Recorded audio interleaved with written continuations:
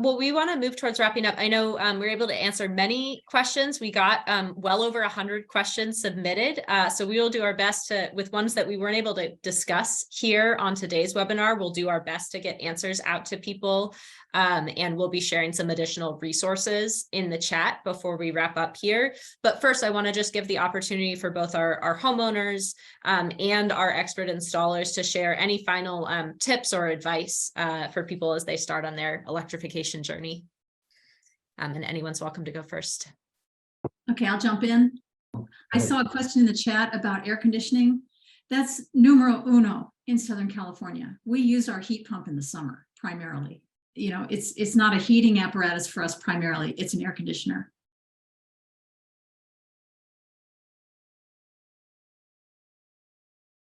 Yeah, I'll just wrap up by saying, if you can get a referral and find a vendor that you trust, who you trust to do that calculation and size your equipment right, that's really helpful when you're working on your project.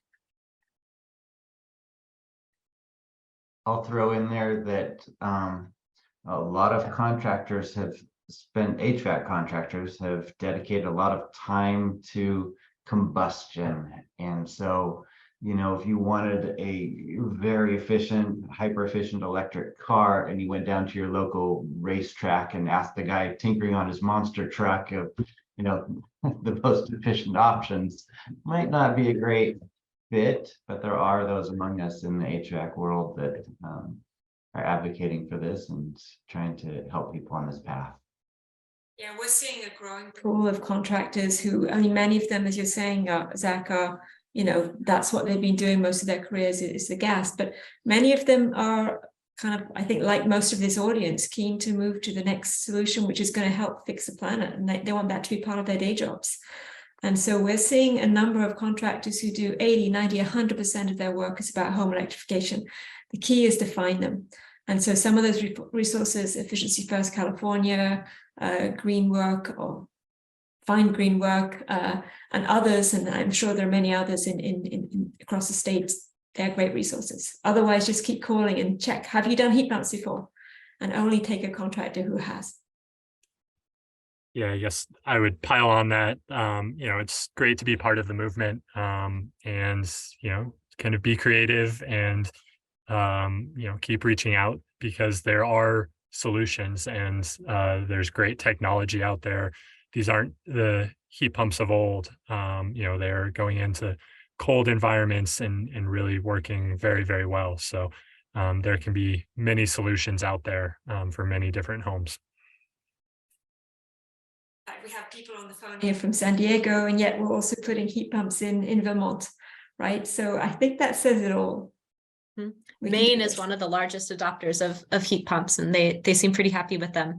Well, I want to say a big round of thanks for everyone who is joining us today and who's thinking about getting a heat pump, and a special thanks as well to Emily and Wendy and Jane and Rob and Zachary for sharing your expertise and experience with us here today. Mackenzie on our team has shared some additional resources in the chat. There's 3 different articles from Environment America Research and Policy Center. First is just, should I get a heat pump, and the types of factors to consider. There's one about how the federal tax credits work and how you can use those.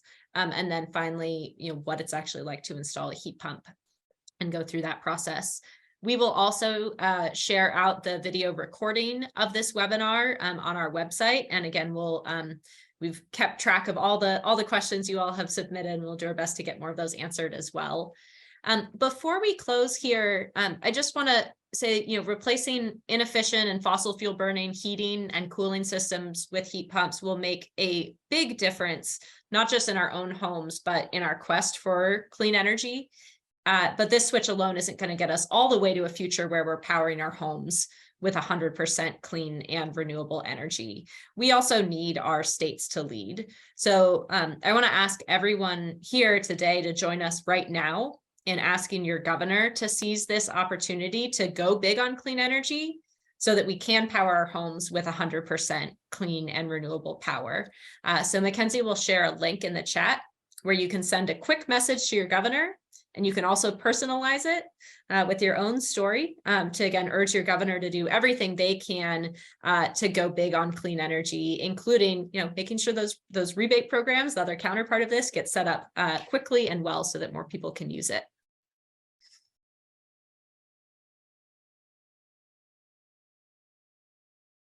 Great. And so folks should see the short link in the slide as well as in the chat from Mackenzie. Okay. Thank you everyone so much. Go forth, electrify, tell us how it went. And thank you for doing your part on climate change.